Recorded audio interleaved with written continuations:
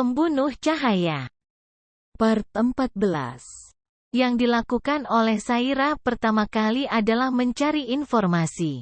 Dia memasuki ruang kerja Leo diam-diam, yang untungnya tidak dikunci.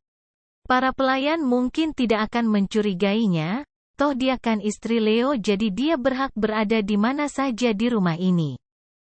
Saira sudah memperkirakan bahwa dia bebas menjelajahi rumah ini sampai sore. Berdasarkan kebiasaan, dia tahu bahwa Leo baru akan pulang malam nanti. Jadi Saira punya waktu panjang untuk mencari informasi.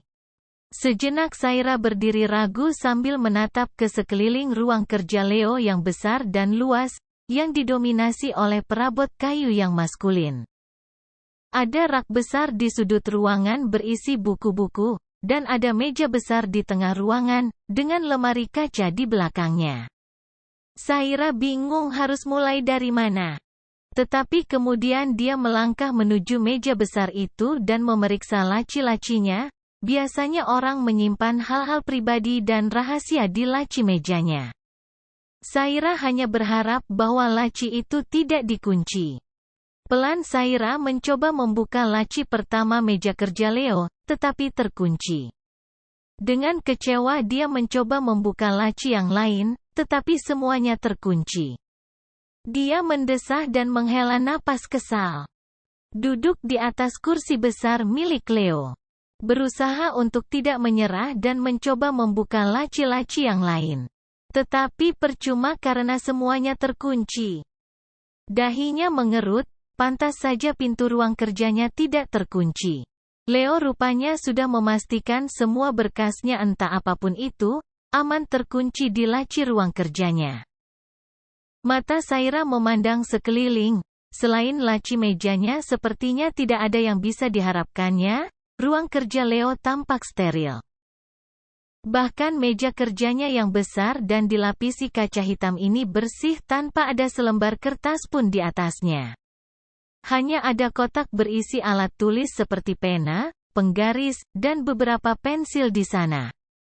Saira memikirkan tentang kertas, dan terpaku ketika melihat ujung kecil kertas berwarna putih yang terselip tak kentara di laci nomor 3 meja. Dia berusaha menariknya, meskipun agak kesulitan. Gerakannya malahan membuat kertas itu sedikit masuk ke dalam. Saira mengambil penggaris yang ada di atas meja dan berusaha mengorek-korek kertas itu. Semakin lama usahanya semakin membuahkan hasil, kertas itu bisa ditariknya keluar. Ternyata itu bukan kertas biasa. Dia tebal dan kaku, itu adalah sebuah foto. Saira membalik kertas itu dan di depannya, tampaklah foto Leo. Foto Leo sedang tertawa dan memeluk seorang perempuan yang sangat cantik, sepertinya mereka sebaya. Dan mereka berdua tampak seperti pasangan yang sangat bahagia. Leo memasuki rumah mewah di pinggiran kota tempat Leana dirawat. Dia terbiasa mampir ketika dalam perjalanan pulang dari kantornya. Tidak seperti biasanya, Leana sedang duduk di halaman belakang dan menatap taman bunga mereka malam itu. Perawatnya menyelimuti pangkuannya dengan selimut tebal dan memakaikan jaket rajutan yang hangat kepadanya. "Hai Leana, aku datang." Mata Leana tampak kosong. Perempuan itu tidak seperti biasanya, dia tidak bereaksi atas kedatangan Leo. "Leana." Leo mendekat, berlutut di depan kursi roda Leana. "Kenapa, sayang?" Tiba-tiba air mata mengalir dari pipi perempuan itu. Semakin deras dan semakin deras. "Leo." Leana berbisik lirih. "Leo." Tangisnya semakin keras dan dia terisak-isak. Leo mengernyit pedih dan menggenggam tangan Leana erat-erat. "Sayang, jangan ingat-ingat lagi, jangan kau ingat lagi." Tetapi rupanya Leana sedang mengingat.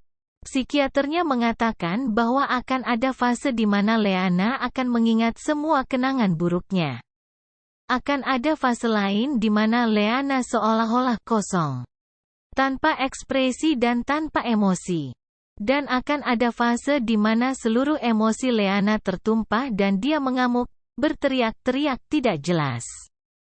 Fase yang paling menyedihkan adalah ketika Leanna mengingat kenangan buruk yang penuh darah itu, menyakiti dirinya sendiri.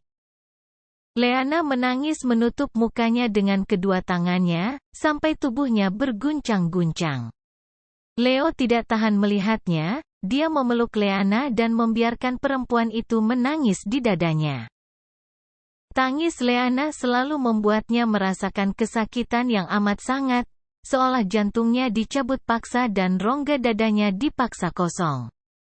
Tangisan Leanna telah menghancurkannya sedikit demi sedikit, menumbuhkan dendam yang tak bertepi, mendorong Leo sampai di batas nuraninya dan berbuat kejam kepada Saira. Leo memejamkan matanya dan kenangan itu membanjirinya, kenangan akan masa lalu menyakitkan yang selalu menghantuinya.